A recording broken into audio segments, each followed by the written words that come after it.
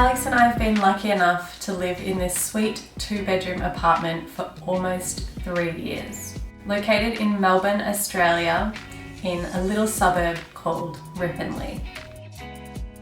I have had so many requests asking for an apartment tour, and I don't know why, but I just never got around to it. Now that we have handed in our notice and we are moving out of this apartment, I thought it might be a nice little tribute to show you around before we go. So let's take a walk through our home in Ripponlea. We live in a very old block of apartments, but because we are 2 floors up with clean white walls and huge windows, we have an abundance of natural light, which makes the closed-off design feel more open and airy.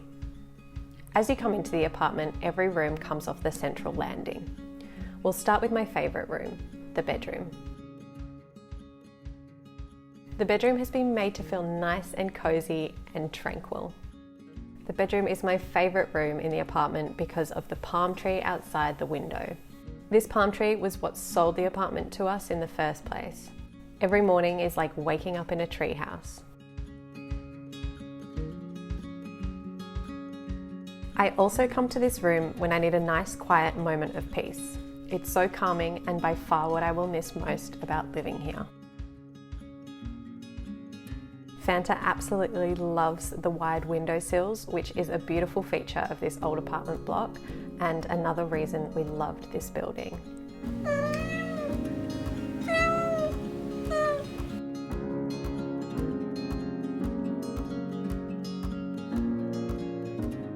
Just outside the bedroom is the bathroom with laundry facilities. Our washing machine drains off into the bath, and conveniently I have managed to flood our bathroom 3 times after forgetting to put the tube back into the bath after having a bath.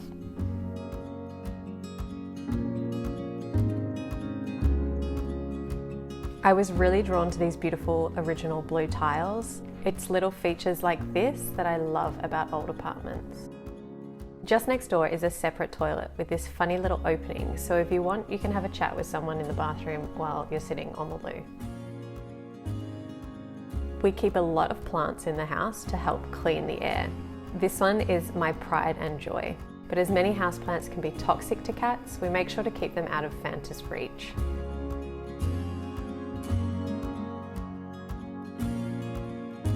As you come in the front door, the first room on the right is the spare bedroom, which we often call Fanta's bedroom. That's his tunnel, which moves from room to room throughout the day. We're lucky enough to have no tall buildings around our whole apartment, so we have a lot of privacy as well as views of rooftops, trees, sunsets, and the city. Before we got Fanta, we decorated the room with a slight Moroccan and burnt orange theme. And I guess when Fanta arrived, he saw the orange and claimed the room as his. We call him King Fanta Pants because yes, he is the ruler of the house.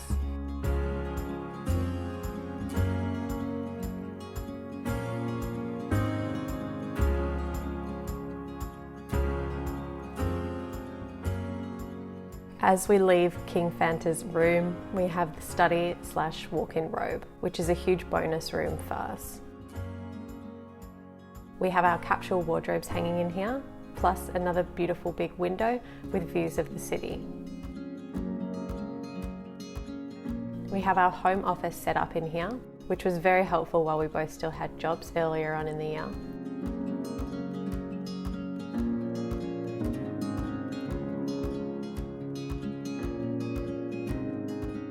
I have a little dressing table set up here with my makeup and my hairdryer. It's a nice little spot to get ready with lots of natural light. Next door to our study is the kitchen. When we first arrived, we added in this shelf so we could fill the room with more plants.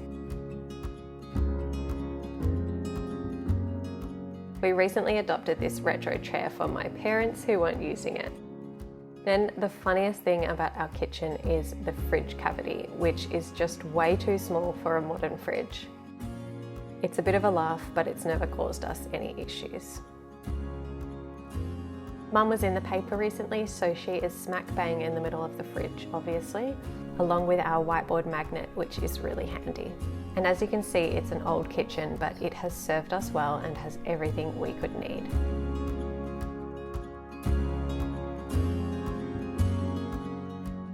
I'm holding onto this mug even though it is broken because it's still usable and beautiful, so there's no reason to waste it.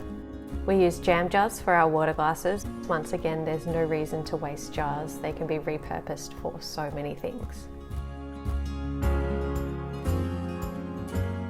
Just across the road from our apartment is Ripponlea train station, which gets you into the city in just over 10 minutes. We're so lucky to have lived this close to public transport for so long.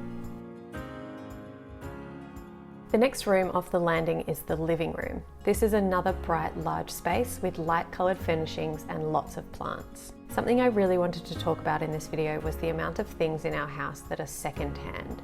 I won't have time to tell you all of them because majority of our house is second-hand, but I will touch on a few favourites. This cane table I got for $5 at a charity shop. This ladder I got off an old man off Gumtree for $30. It used to have plants all over it, but now it's just a climbing frame for Fanta. And one day we plan to put it in our garden for decoration. Some of my favourite items we have around the house are secondhand, and that's because I know they are special and it's likely that other people don't have them. Buying secondhand keeps items out of the landfill and also brings the demand for new items down. Giving your money back to your community is a really nice gesture and will save you money as well.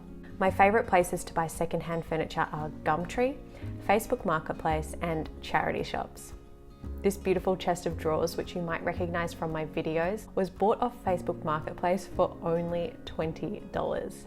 The mirror you see in my videos was built by my grandpa, passed down from my parents to us, and we painted it white.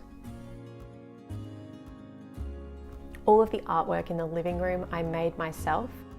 This one was just a page from a magazine that I liked, so I framed it. There are lots of little things you can do to save money and buy less when decorating your home.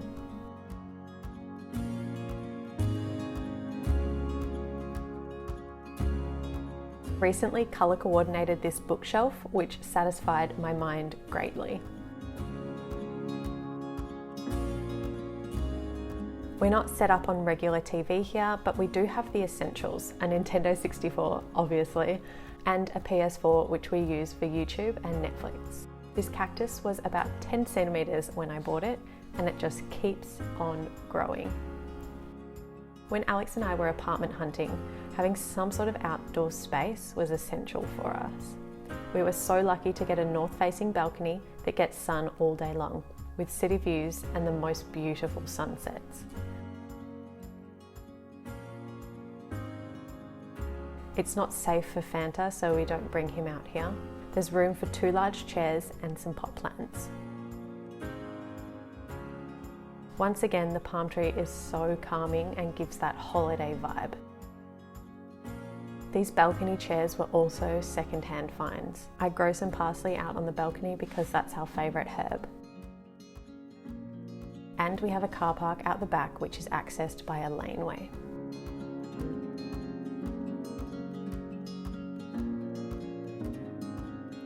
Even though this place wasn't modern and fancy, it was large, bright, and so calm to live here. Home is such an important place, and no matter what your financial situation is, love and creativity will make your home special.